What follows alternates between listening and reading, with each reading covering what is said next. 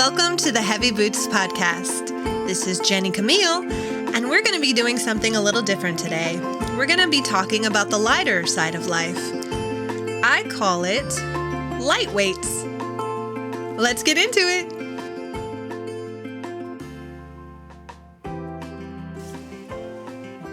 So, you're probably wondering why I call it light weights. Well, about 3 years ago, I was writing a poetry book, and it was called Heavy Boots, because a lot of my poetry is dark and brooding and deals with all the feelings, and I was going through my poetry that I'd written through many years, and I had enough to make a supplemental book called Light Weights. And the reason I called it that is because I think that the light is still heavy in a good way. It balances out. So I was thinking of it as a play on words. I was also thinking of someone who's like a lightweight, like if you go out drinking or what have you, someone who, can't have a lot before they're in that magic state. So I was basically thinking of that because for people that feel a lot, they feel everything. So like the joy is just as big and like the magic is just as big as any of the heavy things, Sorry about that. I don't know if you could hear that there was a phone ringing. That was my mama. I had to stop and talk to her. But anyways, the magic and the joy and the light and, all of it to me is heavy in a good way. And so that's why I call it light weights. And it just seemed like something to do to make a supplemental book. Hopefully one day I'll get it published. But so, if somebody's having a bad day and they don't want to read more bad stuff or, and again, it's not bad. It's just heavy and dark and what have you. But if they want to read more, lighthearted and uplifting type of poetry, I had a bunch of it. And it was kind of surprising to me that I had enough to make a supplemental book because, like I said, I always define myself as so dark and brooding and, I was just happy that there was enough content to make that. And so I have it, and someday, you never know. But what's crazy is that I've put together that compilation of everything, and I feel like I've written, I write poetry like every week. Maybe 2 or 3 poems. Sometimes on a crazy week, I'll write like 10, 15 poems. And I just feel like most of the stuff lately, probably influenced by good music too, and just different imagery, is the best poetry I've ever written. Much more, mysterious. And so it's not always from my point of view either. And I don't know. It's really good stuff. But anyways, this podcast, I wanted to do something lighter, just to get us out of that feeling, of the dark and heavy stuff, which again, I'm not saying it's bad because it's part of our life. And I think we got to have it, I think it's good to have both. And so that's why I wanted to do these little, just one-offs of kind of just everything, just talking about all kinds of things. And so what I always think about in life is like, I have a lot of symbolism with light. So like to me, people in my life that, are a source of light and positivity and support and all that, I think of them as lanterns. Like when you're, going down your path of life and you can't see, who's there to help you see? And they shine the light on your path and keep you going, keep you moving, maybe show you, hey, maybe try this way, go to the right instead. So to me, people are like lanterns. And then I was thinking about it today and I was like, the things I wanted to talk about were the things that are just like sources of light in my life. But that's just so, outplayed, overused sources of light. So I came up with lighthouses. So to me, we go through life and sometimes there's dark periods or, there's just hard times or what have you. And we just need to see how to keep going, And sometimes it's just like a little light out in the distance, just something to keep us going. To me, it's not as prominent, as a person who's a lantern bearer, a lantern holder for you. It's not as, what am I trying to say? It's not as, my words today, not as important as a person in your life. It's something that's more trivial. If it wasn't there, you might not miss it, but it's just always, there when you need it. And to me, these are like hobbies and arts and basically just any pastime, anything that just keeps you going with the flow of life, keeps you uplifted, something you turn to when you don't have the lantern bearers in your life, or when you're alone. And so to me, this is like music and television shows and movies and, different arts and crafts. And then like sports for some people, and gardening, or woodworking, making stuff. There's just so many different things, musicians,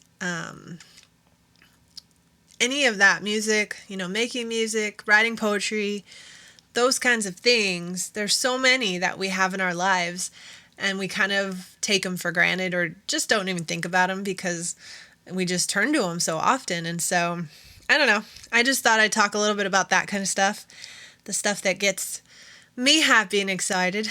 And this podcast is late because yesterday I was really excited to get Taylor Swift tickets.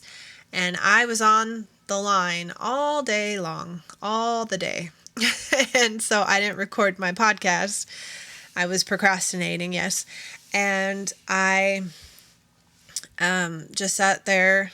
They moved it from 10 to 3, and then I just sat there. It was just crazy. And then I got in, and then I couldn't get tickets. So it was really, really frustrating. Huge place, huge ball fields that they're doing these concerts in. And the tickets were astronomical to begin with. Gonna do it because I love her, and my mom loves her even more than I do. And I was just really, really, really, really frustrated and bummed at the way it went down. And I, looked it up online, and it wasn't just me. It was many people having the same problem. And so I was just like, okay, we're not meant to go, whatever. It was a bummer because it's like my mom and I have really bonded over her music, and I was going to make a trip to go and do that. And so Taylor Swift's music is one of those lighthouses for me. Like there's always a song you can find that'll either, get you crying, get you feeling, pump you up, get you mad. I just love her lyrics are so beautiful, and they are definitely influencing a lot of my imagery and my poetry lately. And I'm trying to come up with different ways to say things. And so she is a huge inspiration. And I know she is for so many people. So I'm kind of preaching to the choir, but she's quite a talented person. I just wish on the ticket side and her store side of things it was a little bit smoother, but what are you going to do? She's huge, and there's so many people that want to, go see her and buy her products. So anyways, but when it comes to music, to me, the what am I trying to say? The telling of a story is like the biggest thing. And I think I get that from my dad and his influence when I was a kid.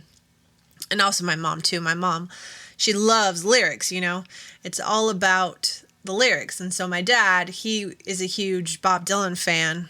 Like always Sunday morning, Bob Dylan on as loud as possible, dancing in the living room.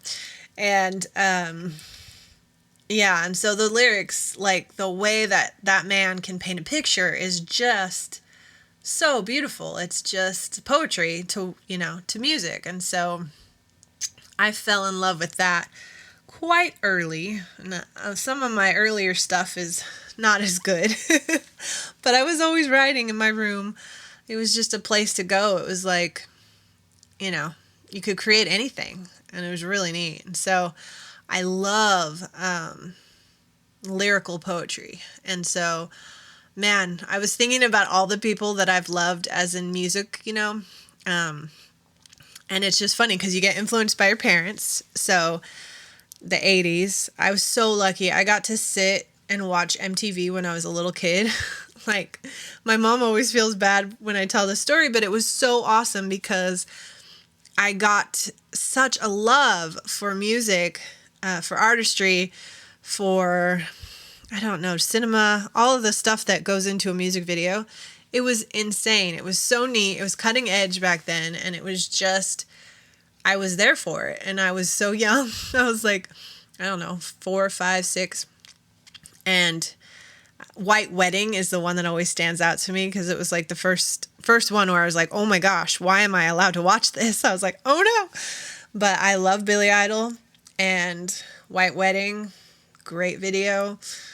Like Virgin, Madonna, all her videos, Holiday, Borderline. I really love her Dear Jessie video.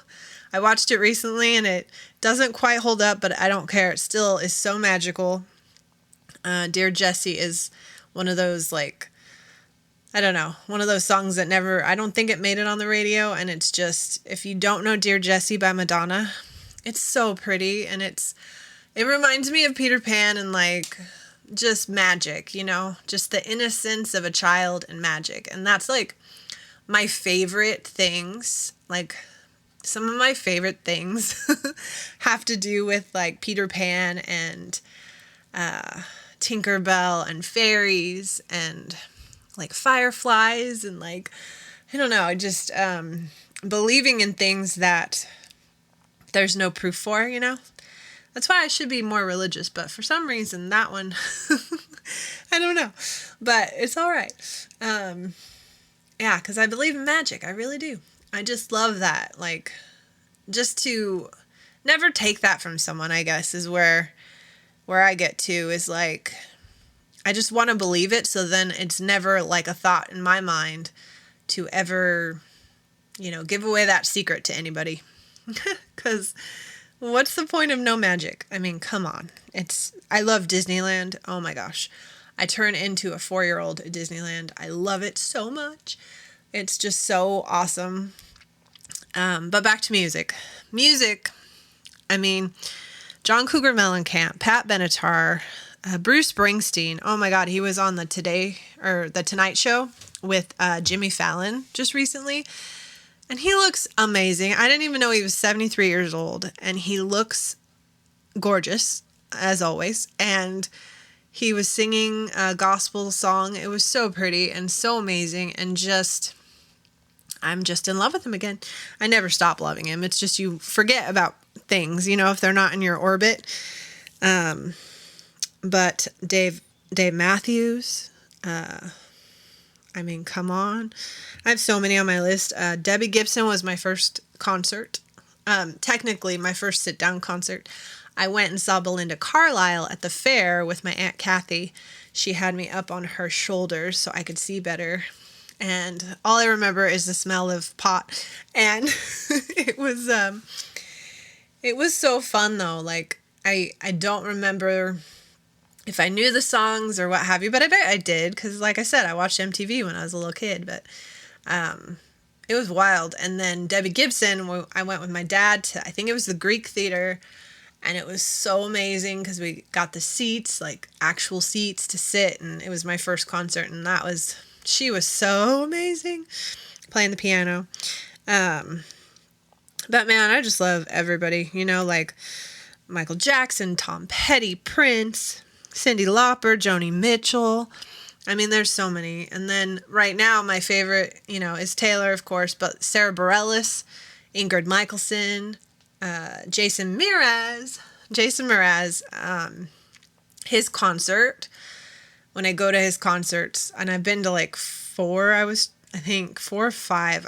I'm in love with his concerts. It's like what I feel that people going to church, and getting the out of body church gospel experience. That is what I feel. Like, I feel like renewed when I leave his concert. Like, the ideas in his lyrics and the joy. Yeah. So those were like my musical lighthouses, for sure. And then I have some major lighthouses when it comes to television. Like, there are some days where it's just too much. Like, I don't know. Because I'm big on silence. I think silence is important. And so, like, there are times where there's no music on, no TV on, and, just think your own thoughts. And I do think that's really, really good for you, because when we run away from those thoughts in our head, it's nothing good can come of that. Like, so I think it's good to sit in silence. And I wish I could meditate. I haven't been doing that, but meditation is the best. But there's some days where it's just like I need something on the TV while I'm doing the dishes or whatever, just to have like noise. I don't like want to hear my thoughts anymore, and that's okay too. I think there's a balance. You figure out, a daily balance. But so I love to put on The Big Bang Theory, and I kind of wore it out during COVID. I watched it up and down and back and forth so many times. I finally saw the finale. It's beautiful. And, yeah, it's just so funny. It's just such a funny show. And it's, there's a lot of sexual innuendos in there. So for kiddos, there's a lot that goes over their head. There's a lot more talk of that than than I realized or expected, to be honest. But it's really funny and well done. And, if I was going to say my all-time favorite show, it's called New Girl. And it used to be Friends. I love Friends. I've worn that out. Yeah, I won't bore anybody with Friends because I know people get sick of Friends. But it's so good. But New Girl to me is like Friends, 2.0. It is just so quick-witted, so fast-moving. A lot of people don't like it because of that, but the reason I love it is you can watch it over and over and over and over again, and you never see everything. Like, there's so many things I pick up on now that I'm like, oh my goodness, that is insane. Like, I just absolutely adore that show. My all-time favorite character of anybody, like my favorite all-time character in any movie, show, book, anything, is Nick Miller. He's played by Jake Johnson, and I just adore him. So, yeah, I don't want to tell any of his little signature expressions, because if you haven't watched New Girl, I really, really highly recommend it. It is so funny, and it is so fresh and new and different. It's just, I love it. I absolutely adore it. The very first episode to me is like a mini movie. It is so well done. Yeah. It gets a little kooky like any show. Like the 7th season, I think, or the 6th. The very last season was a little bit crazy. Like any show, it's like it gets a little bit tiresome. But seasons 1 through 6, 1 through 5 are amazing. So, yeah. And then Psych. If you like murder mysteries but don't like the gruesomeness, Psych.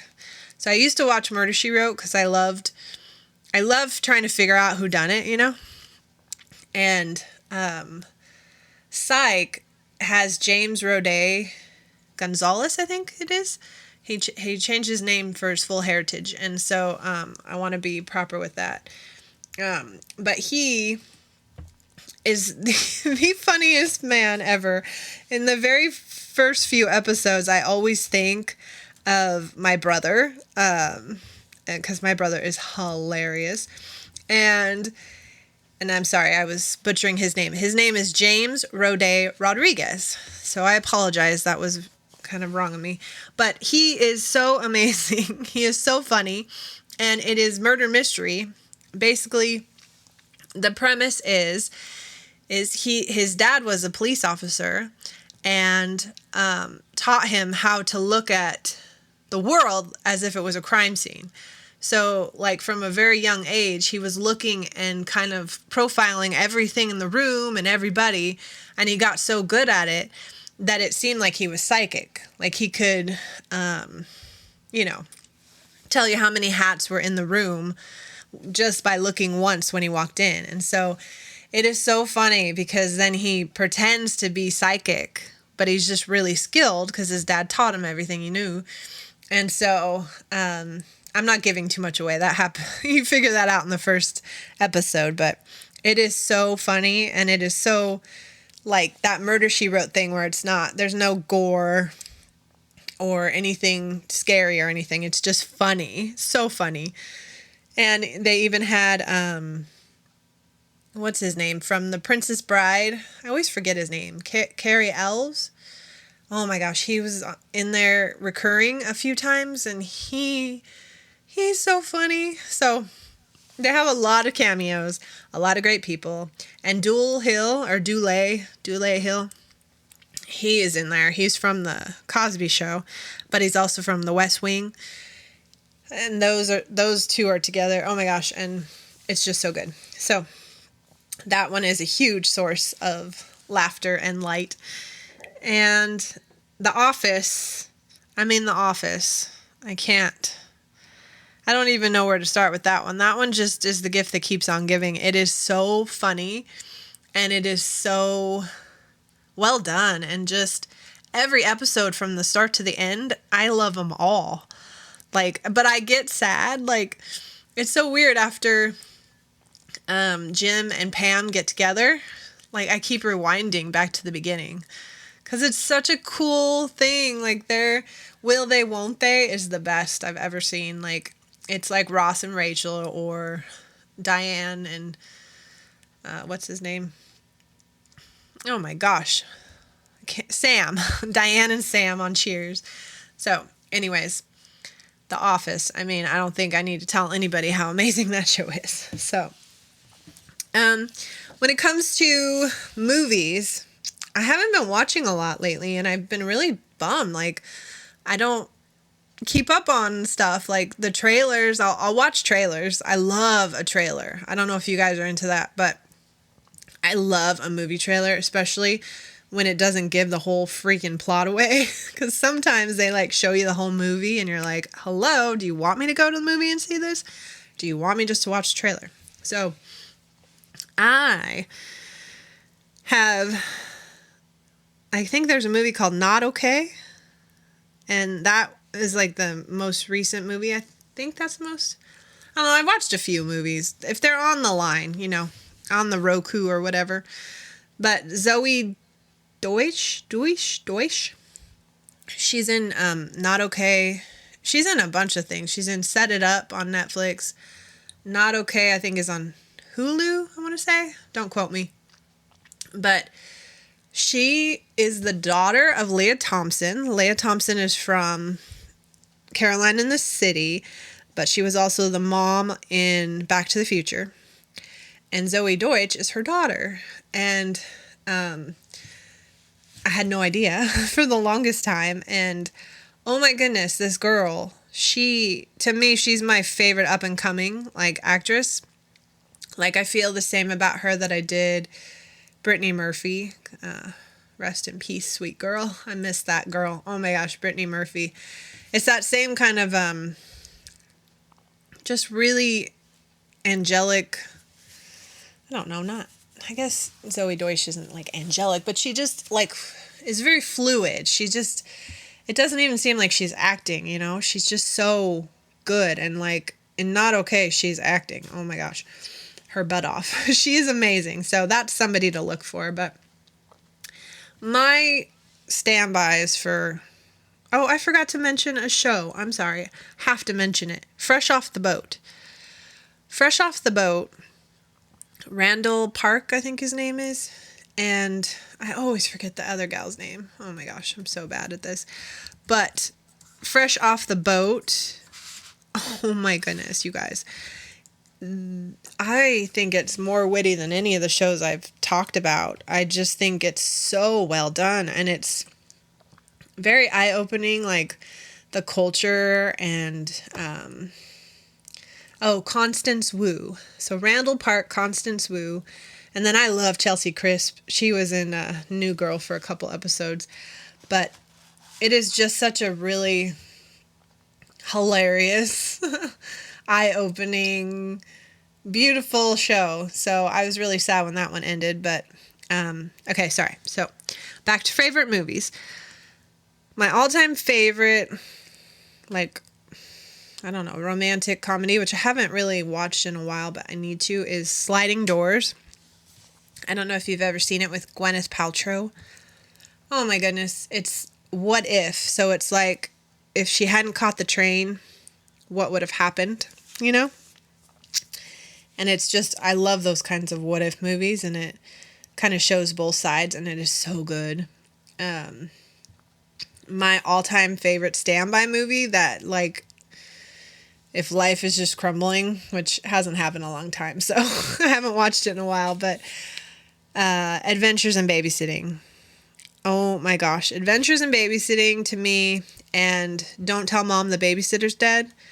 Those two movies are so smart, so funny, so 80s, and I just love everything about them. Everything. Like Sue Ellen in Don't Tell Mom the Babysitter's Dead. Oh my gosh. Christina Applegate, which, oh my gosh, she's amazing.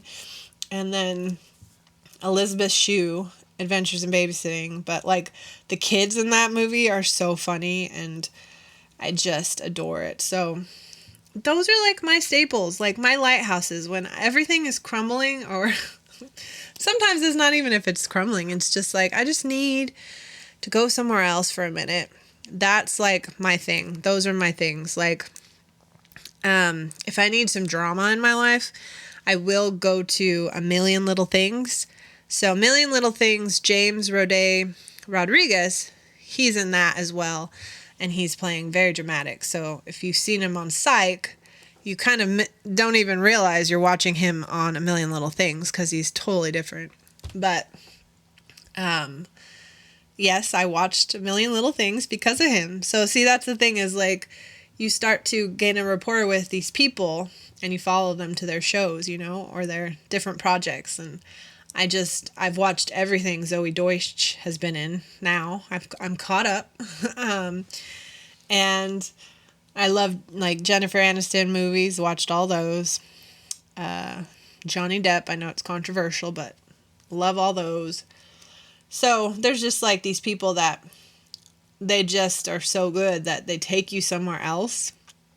And I don't know, I just really appreciate it, you know? Yeah, it's just so great. It's just a different transportation into another place, another land, another time. And there's so many I've missed. I know that. There's a lot of television and movies and such. There's so many, but I just wanted to kind of talk about this idea of lighthouses, and, like, you know, when the world gets to be too loud or too dark, or you just need a break, like, what pulls you, you know, into some calmness, you know? And I always think of a lighthouse and how it's just there so you could see it, and it brings you back to the shore when you kind of flail about in the water. So, yeah, so those are my little lighthouses. Oh, I forgot to mention Imagine Dragons and The Killers. Oh my gosh. Again, lyrics, people. These bands and their lyrics, oh my goodness. And I just, you know, I just love them. And then Miranda Lambert, too. Her lyrics, so great. Oh, and John Mayer. Yeah. So, those are my lighthouses. So, like, you know, on any given day, that'll be on somewhere. Some of that. like I said, New Girl is a big one for me, and Big Bang Theory. Big Bang Theory is like what Friends was, is I would just have that on in the background all the time, to go to sleep or what have you, because I knew all of the premise. I knew where it was starting and ending, and I didn't have to think about it. And so, you could have it in the background, and it wouldn't matter if you missed anything because you've seen it a million times. So that's kind of where Big Bang has gotten for me, Big Bang Theory. But yeah. All right. See, I love the visual arts. I love it. I absolutely adore it. Like, I think, like I said, when I was young and I got to watch all the music videos that I wanted, it was like, it just struck something in me, and I just love everything visual, like everything. I just love it. So like movies and live entertainment, like plays or like a melodrama, they're so addictive too, because they're just such good performers. And they do it day in and day out, and kind of take for granted that like in every city, really, you can find some amazing performers that, would mirror anybody in Hollywood. There's some that are just, and especially those who do it day in and day out and have the same energy. I just am like so in awe, because I think that, like, it's going to sound presumptuous of me, but like, I had stage fright. So like, I always wanted to be a singer, and so sometimes I get, mad at myself. Why didn't you do it? And whatever. And then I remind myself that it was really scary for me. Like, it wasn't fun up there, I had more fun like in my room singing than I did up there on stage, And so that was one of the things. But then the other thing is that I don't know how these people sing the same songs over and over and over again. Like, I can understand why Pat Benatar is like, I'm not singing this again. Like, I heard at one of her concerts, she's like, you guys sing, because I don't want to sing, Love is a Battlefield one more time or whatever. And I completely understand that. Like, my attention span for things, that's why I think I love Taylor Swift so much, because she doesn't give us a lot of time in between stuff. Like, we get a lot of content from her. And so it's like when I get bored of something, well, here's the new thing. And it's like, oh, okay, cool. And I think it's also because I'm obsessive. Like, when something comes out, like her new album right now, that's like all that's been on, And I've been purposely trying not to learn all the words, because I know that as soon as I know all the words, I'm going to sing it for a couple go rounds, a couple times listening to that album. And I'm going to be like, oh man, I'm bored of this. And I don't want to be bored of it. It's like so good.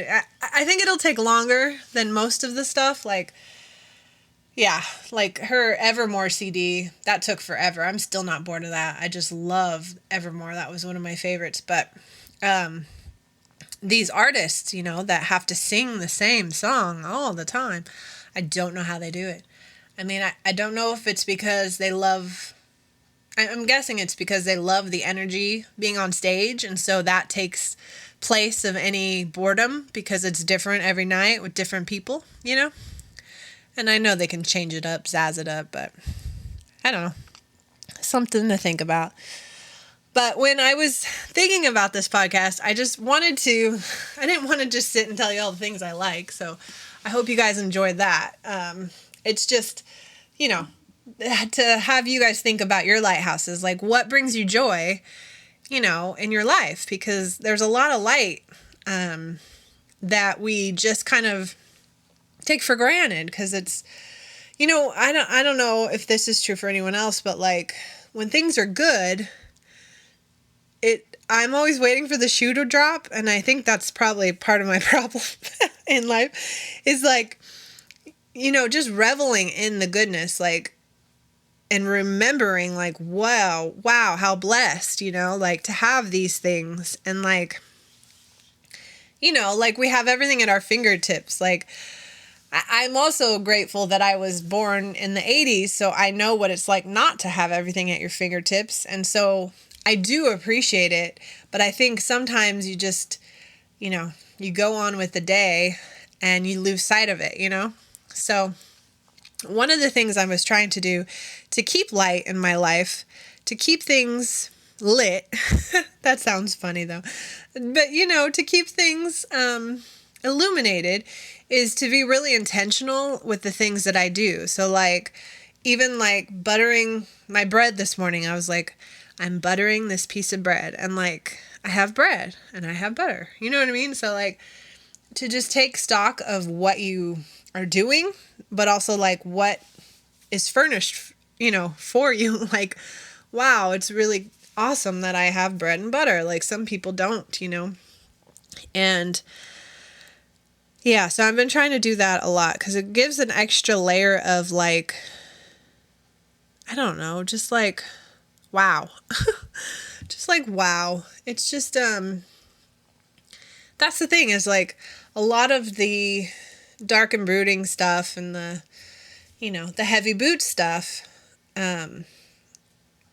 drowns out all the amazing stuff. Like I have a gift that's hanging from the ceiling, and it's like this little ball of light, and it was such a treasured gift for my birthday this year, and it has like the rainbow colors in little beads above it, and when the light comes through in the afternoon on that, it is so beautiful. And I mean, how nice is that that's something I get to look at every day? And so it's just those types of things. It's like, just because I like the darkness, and I don't want to say I like the darkness. It's just a part of life. And so I like life. And that's why I'm here, like, even when it's gotten so hard or what have you, it's like the light keeps pulling you back. Like, and that's why it's so cool, because there's just so much to look for in the way of light, It's like there's so many things that get shrouded in darkness that we need to pull into the light. I don't know what I'm trying to say. I'm kind of rambling at this point, but there's just a lot. Like, if you're a feeling person and you write a dark poem, then people might think, oh, she's just, always unhappy. Oh my goodness. And it's like, no, like, I get so excited every morning. I get to wake up and hear the birds, and we wake up super early, and so the sun's just creeping up, and the way that the world smells, like in the morning, it's like so fresh and so ready for another day. And then by the end of the day, the night comes, and then there's a whole nother array of amazing things. The crickets and the frogs and the beautiful stars and the moon, man, when it's been full lately, and oh my gosh, it like lights up the whole freaking world. It is so pretty. And that's the thing, is I take stock of all of it. All of it. The good, bad, the dark, the ugly, the light, the beauty, the joy. And I just wanted to, talk about some of that. And I had written a poem. So I had started thinking that I was going to do like, I don't know, poetry theater. No, like write a poem and then, do an episode around that. Well, I wrote a poem, and it was kind of dark, kind of melancholy, I guess. Not so dark, but like, I was like, well, this is supposed to be a fun podcast. I can't just talk about, can't read this poem or whatever. And then I was like, you know what? For whatever reason, I thought I was chuckling when I was writing this poem. Like, it was kind of like like a maniacal darkness or whatever. Not maniacal, but just like there's lightness to this dark is what I mean. So I was going to read you this poem and then kind of talk about what I was thinking when I wrote this. So here we go. Are you ready? And then she disappeared, like all her golden years. Word they waited to hear, but she never filled the clear, never stepped over that hill again. Some thought of her that was the end. She took a different name, did nothing quite the same. In a different town she reclused.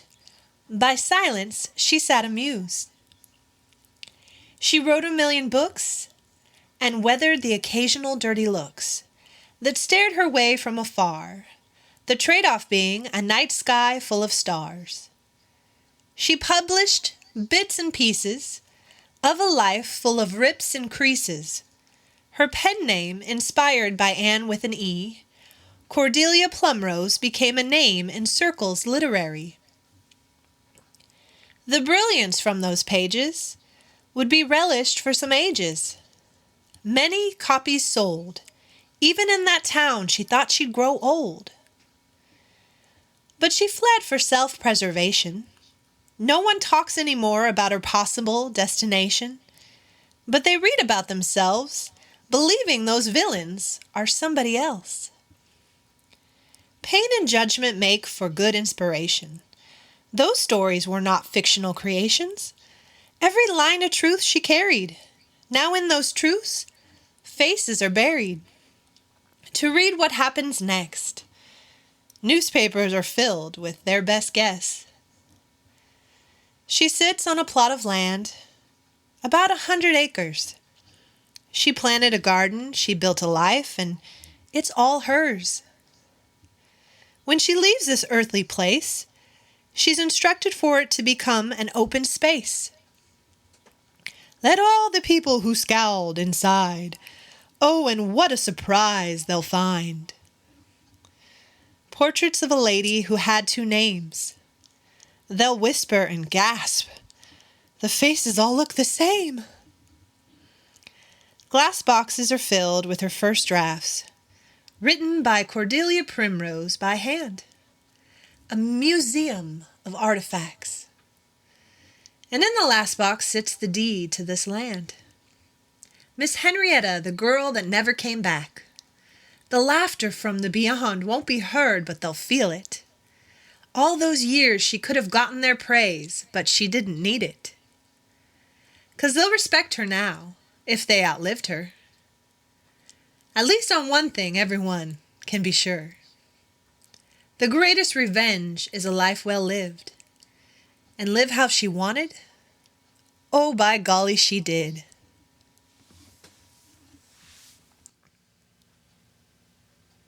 So, as you can see, it was a very interesting poem that came to mind.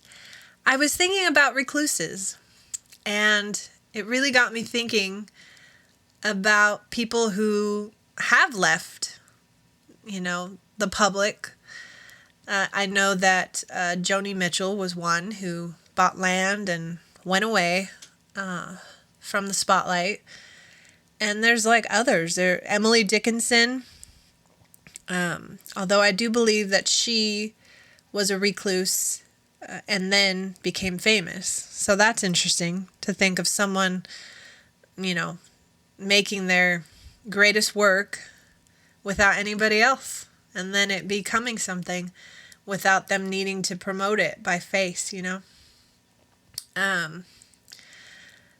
Bobby Fischer, the great chess player, even Enya, the singer, she's a recluse, Michelangelo, J.D. Salinger, and I just was thinking about it, because there's been times where it was like very intriguing and a thought for me to just, I work in words and I do things where I don't need to come out of hiding, and it would be so much easier.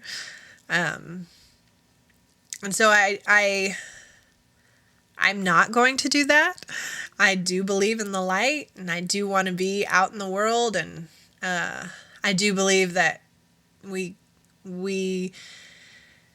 can't stay in our box, because if we do that, then we don't have any kind of bearings as to what's in the world, and we start believing that everything that we think is the be all end all, and I just don't think that's healthy. So I will not become a recluse, but I'm not going to say it doesn't sound good sometimes.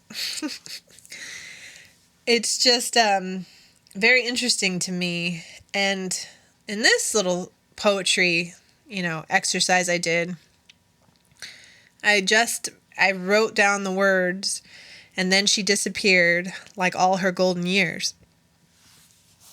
And that's all that came out, And so then I was like, well, she disappeared. And so it's really fun to like unravel the story and see where it takes you. Because sometimes, yeah, of course, you're molding it and you're creating it and you know exactly where you want it to go. But in this case, I had no idea where it was going.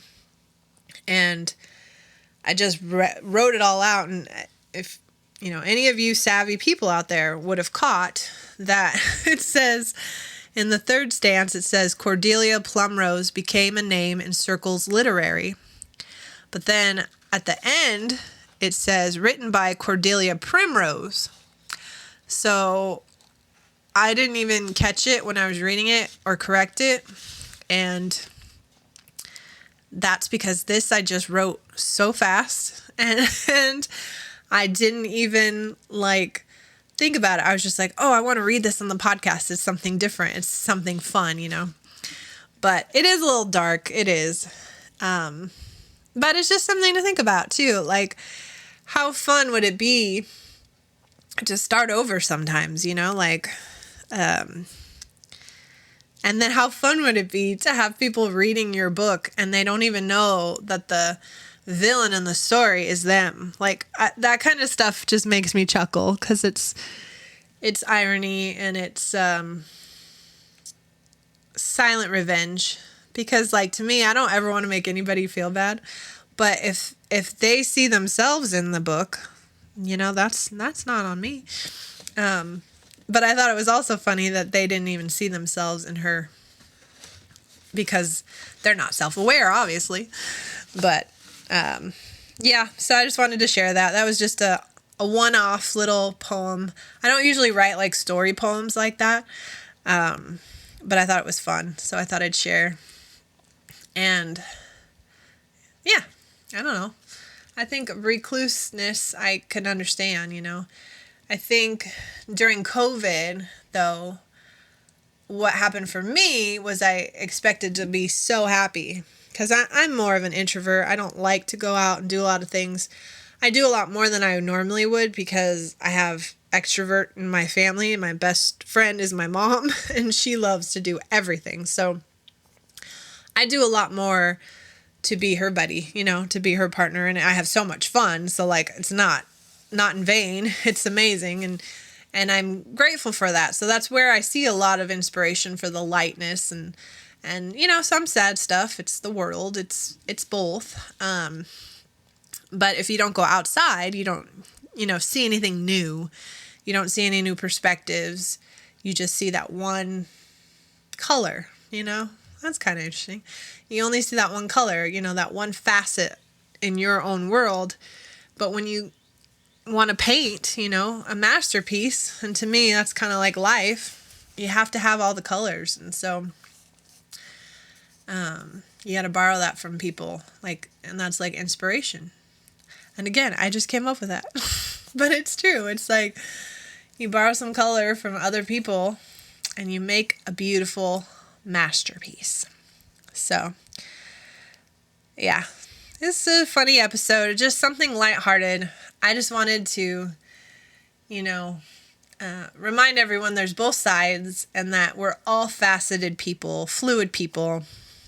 We don't have just one set lane,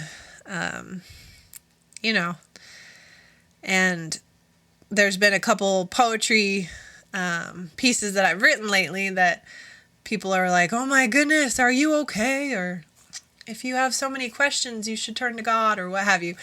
And I appreciate everybody for, worrying about me or feeling that they want to help in some way. It's so kind.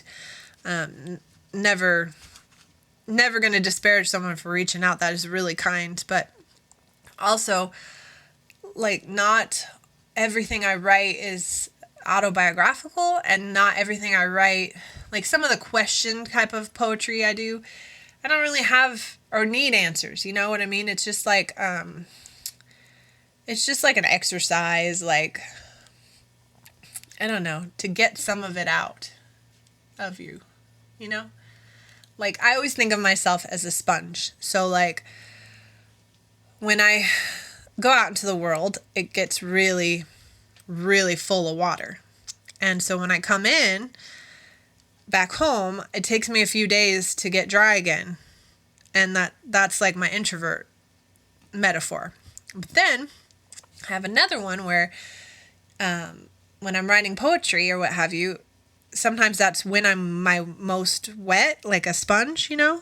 Like, I'm just sopping, you know? And I just need to get out those questions and all of that stuff so that I can then have the energy to go back out into life. And so there's many ways to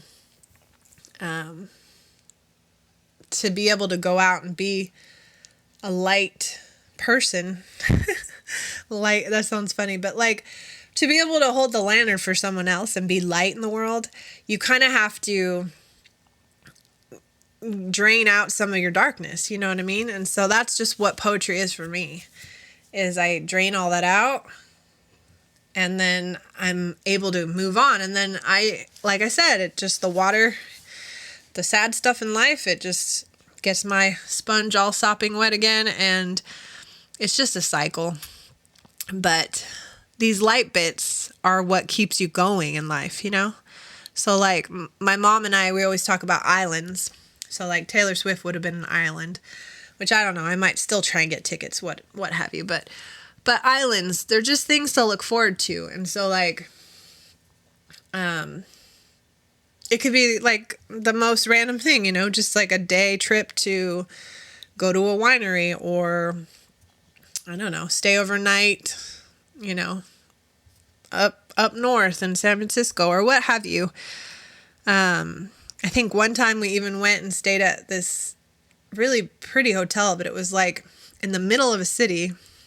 I can't even remember. It's like, it looked like a big white mansion, and there really wasn't anything around there, but we just stayed there, and it was so fun, you know, and like go to the bar in the mansion. And so anyways, just planning like little getaway things to do, you know, little islands. And like, Paul's birthday's coming up, so I'm trying to think of one, you know. I don't know if we can go away, but do something to look forward to. So these little light bursts make it so that we can move through life, you know, the balance of light and dark. And I don't know, I hope you enjoyed this. It was kind of funny just telling you all my favorite things, but that won't be what these are all about. I was thinking maybe some music, or I don't know if anyone wants to hear me sing. I was actually gonna sing something at the end of this because of what I was talking about with Peter Pan and magic, and I don't know, I think I'm gonna sing you out. I'll sing us out. So I haven't sang like a cappella in a long time, so bear with me, okay? But I'm gonna sing a song called Godspeed, and it's by the Dixie Chicks, and it's just such a beautiful representation of magic and childhood and innocence, and I just love it. I always, when I couldn't be with my brother, you know, once you grow up, it kind of sucks, and you can't be sleeping with your brother, like, you know, saying goodnight to him or being near. I would always sing this, like, to the moon, and I don't know if he even knows that, but I would always sing this because it says, sleep, sweet dreams, little man. And so I'd always think of him and send this little lullaby off to him. So I'm going to try to sing it now, and we'll see how it goes. And I thank you so much for listening and for having some fun and some light and some laughs and, I don't know, melancholy a little bit with that poem, but I don't know, just something fun, something different. And I'll try to come up with more creative things. We won't just talk about my favorite things, don't worry. So, all right. Have a great day. And listen to this when you're going to sleep, maybe. If I do a good job. Take care, you guys. Stay you.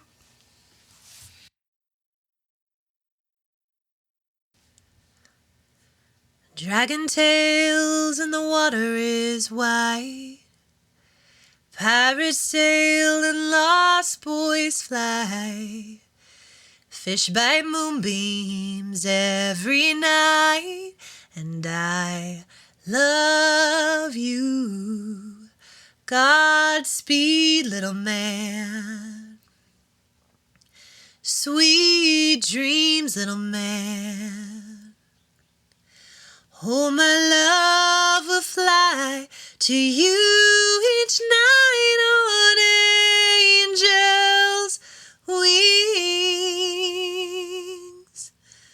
Godspeed. Sweet dreams. The rocket racers all tuckered out.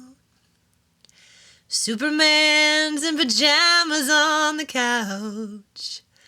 Goodnight moon will find the mouse. And I love you. Godspeed, little man. Sweet dreams, little man.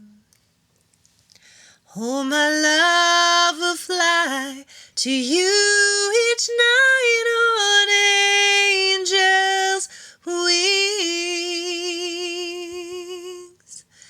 Godspeed. Sweet dreams.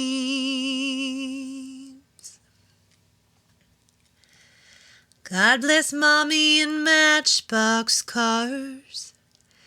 God bless Dad and thanks for the stars. God hears amen wherever you are. And I love you. Godspeed, little man. Sweet dreams, little man.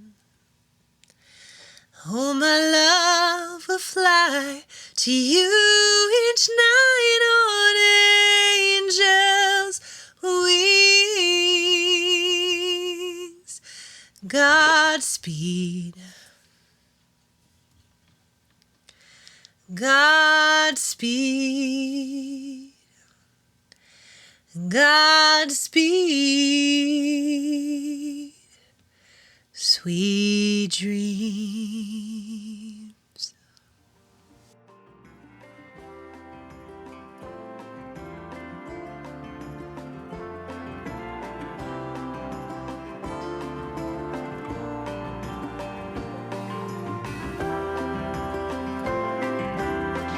This podcast was written and recorded by Jenny Camille. The song at the beginning and the end is called Reflected by a group called Sounds Like Sander. Thank you so much for letting me be kooky and letting me share my poetry and listening to my song. I really enjoyed it, and I thank you for listening.